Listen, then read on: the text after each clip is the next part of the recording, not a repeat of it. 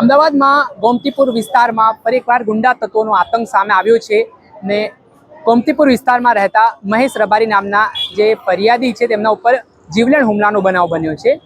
ગઈકાલે 4 વાગ્યાની આસપાસનો આ બનાવ કહેવાઈ રહ્યો છે। મહેશ રબારી નામના વ્યક્તિ છે તે માલધારી સમાજના આગેવાન પણ છે ને જે આરોપી અને ફરિયાદી વચ્ચે અગાઉની અદાવત ચાલતી હતી તેમાં જે હાલના ફરિયાદી છે જેમના હત્યાનો પ્રયાસનો ગુનો દાખલ થયો છે તે મામલે તેમણે વચ્ચે સમાધાન વલણ માટે તેઓ પહોંચ્યા હતા, પરંતુ આખી ઘટના બની તેમાં આડેધડ ઘા છે તે આરોપીઓ દ્વારા ઝીંકવામાં આવ્યા ને એવી પણ વાત ચાલી રહી છે કે અહીંયા બેફામપણે દારૂ વેચાઈ રહ્યો છે। તેમાં મહેશ રબારી અવારનવાર પોતાનો અવાજ ઉઠાવતા હતા, તેના કારણે તેમના ઉપર હુમલો થયો છે। આ ઘટનાને લઈને આજે ગોમતીપુર પોલીસ દ્વારા આરોપીઓને સાથે રાખીને ઘટનાનું રિકન્સ્ટ્રક્શન કરવામાં આવ્યું છે।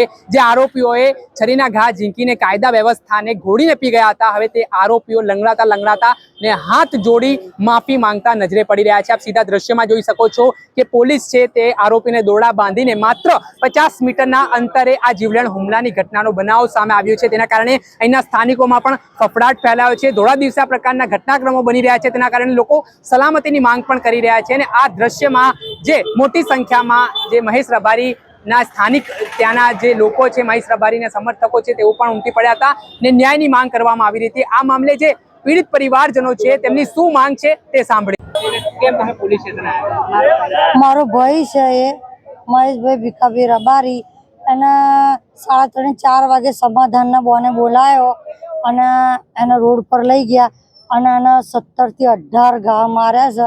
મારા ભાઈને સિરિયસ બહુ કન્ડિશન છે। પોલીસ એમ કહે છે અમને કે અમે લોકો છે ને એને રિમાન્ડ લઈશું, મારીશું, પણ અમને કંઈ લાગતું નથી। એ લોકો કમ્પ્લેટ હેડ છે, કશું મારેલું નથી। એ અમને ક્ષેત્ર છે, પોલીસ કશું કર્યું નથી, એમના ઉપર કોઈ એક્શન લીધા નથી। હવે અમને ન્યાય જોઈએ છે અમારા ભાઈનો। અમે ઘરે હતા।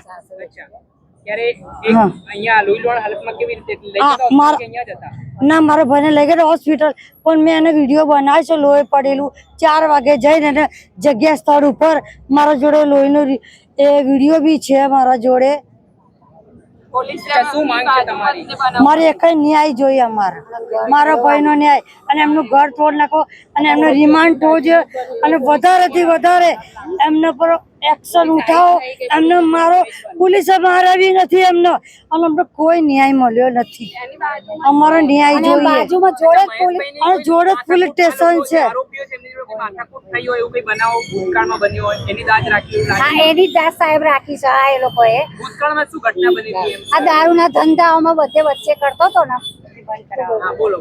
એ દારૂના ધંધા બધા કરે છે આ લોકો અને આ લોકો બંધ કરાવો અને બધું બહુ આ લોકોની દાદાગીરી વધી ગઈ છે। એ લોકોની દાદાગીરી વધી ગઈ છે। પબ્લિક કોઈ માનતું જ નથી અમને। સાંભળ્યા હતા પીડિત પરિવારજનો, તેઓ માંગ કરી રહ્યા છે કે આરોપી સામે કડકમાં કડક પગલાં લેવા જોઈએ, કેમ કે તેમનો ભૂતકાળમાં પણ આ વિસ્તારમાં ત્રાસ રહ્યો છે। તેઓ દારૂના ધંધા સાથે સંકળાયેલા હોવાના આરોપો પીડિતના પરિવારજનો કરી રહ્યા છે। આ મામલે સ્થાનિક પોલીસ સ્ટેશન ગોમતીપુર ખાતે હત્યાના પ્રયાસનો ગુનો આરોપીઓ સામે નોંધાયો છે। આ ઘટનામાં 7 જેટલા આરોપીઓ હોવાની વિગતો કહેવાઈ રહી છે અને પોલીસ હવે તેમની સાંઠ ઠેકાણે લાવી છે। હવે જોવાનું રહ્યું કે ગોમતીપુર વિસ્તારમાં જે અસામાજિક તત્વોએ માથું ઉચક્યું છે તેમને સાંઠ ઠેકાણે લાવવા માટે, તેમને કાયદાનો ડર બતાવવા માટે પોલીસ આગામી દિવસોમાં કયા પ્રકારના પગલાં લે છે। પરંતુ આ ઘટના તે વિસ્તારમાં ઘેરા પ્રત્યાઘાત પડવાની શરૂઆત થઈ છે, ત્યારે આ મામલે શું કહી રહ્યા છે અહીંના સ્થાનિક એસીપી તે પણ સાંભળો।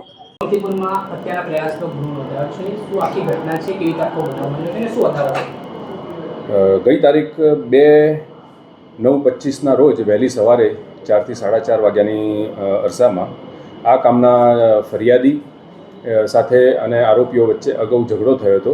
એ બાબતનું સમાધાન કરવા માટે આ બધા ભેગા થયેલા હતા અને એ દરમિયાન આ કામના આરોપીઓએ ફરિયાદી તથા ઈજા પામનારને છરી વડે તેમજ લોખંડની પાઇપ વડે હુમલો કરી, છરીના ઘા મારી અને જીવલેણ હુમલો કરેલો છે અને આ બાબતે ગોમતીપુર પોલીસ સ્ટેશનમાં BNSની કલમ 118(2) મુજબ ગુનો રજીસ્ટર કરેલો છે અને હાલ સારવાર સર્ટી અને એના આધારે કલમ 109(1)નો પણ ઉમેરો કરવામાં આવ્યો છે અને હાલ આરોપીઓ રિમાન્ડ ઉપર છે, પોલીસ કસ્ટડીમાં છે।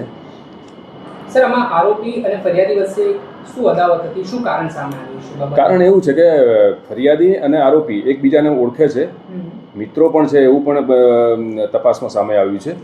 અને આ કામનો ફરિયાદી કંઈક સિગરેટ પીવા માટે ગયો હતો ને એને એની જોડે માચીસ માગી અને એમાં બોલાચાલી થઈ. આ ઝઘડામાં પછી એ લોકો સમાધાન માટે ભેગા થયા અને પછી આ બનાવ બનેલો છે. આરોપીનું બેકગ્રાઉન્ડ સર શું છે? આ કામના આરોપીઓ જે છે એમાં 6 આરોપીઓ વિરુદ્ધ શરીર સંબંધી પ્રોહિબિશનના તેમજ જુગારના અલગ અલગ ગુનાઓ દાખલ થયેલા છે. એમાં 3 આરોપીઓ જે કપિલ છે, તરુણ છે અને જયદીપ, એના વિરુદ્ધમાં પાસા અને તડીપારની પણ કાર્યવાહી અગાઉ કરેલી છે. સર, આપણા વિસ્તારમાં કાયદા વ્યવસ્થાની સ્થિતિ ના કથળે તે માટે કયા પ્રકારની પોલીસ દ્વારા તૈયારી કરવામાં આવી રહી છે? અત્યારે આ તમામ આરોપીઓ વિરુદ્ધ જે કંઈ અટકાયતી પગલાં રૂપે જે કંઈ કાર્યવાહી કરવાની થશે કાયદેસર તમામ કાર્યવાહી પોલીસ દ્વારા કરવામાં આવશે. સર, આ જે વચ્ચે વ્યક્તિ હતા જેમને ઈજા પહોંચી છે, એ વ્યક્તિનું આમની જોડે જે આરોપીઓ છે એમની સાથે કોઈ અદાવત હોય એવું કંઈ સામે આવ્યું છે? ના, અદાવત તો એવું કંઈ નથી. અગાઉનું ઝઘડાના સમાધાન માટે જ ભેગા થયેલા. સાહેબ, જે ઈજા પામનાર છે એમની સામે કોઈ ગુના ભૂતકાળમાં નોંધાયેલા છે કંઈ સામે આવ્યું છે? ના, આ કામના ફરિયાદી ઈજા પામનાર છે એમના વિરુદ્ધ ભૂતકાળમાં કોઈ મેજર ગુનાહિત ઇતિહાસ જણાઈ આવેલ નથી. અને ઘણી બધી ગેરમાર્ગે ત્યાં બહારના લોકોને દોરાઈ રહ્યા છે કે એમાં હત્યાના પ્રયાસનો ગુનો પોલીસે નથી નોંધ્યો, તો શું કહેવા માંગશો? કેમ કે ના, એ હત્યાના પ્રયાસનો ગુનો જે 109(1) કલમ BNS ની છે એ કલમ ઓલરેડી એડ કરી. દર્શક મિત્રો, એન કવરેજ ન્યૂઝને આપ લાઈક કરી લો, સબસ્ક્રાઇબ કરી લો અને શેર કરવાનું ભૂલતા નહીં.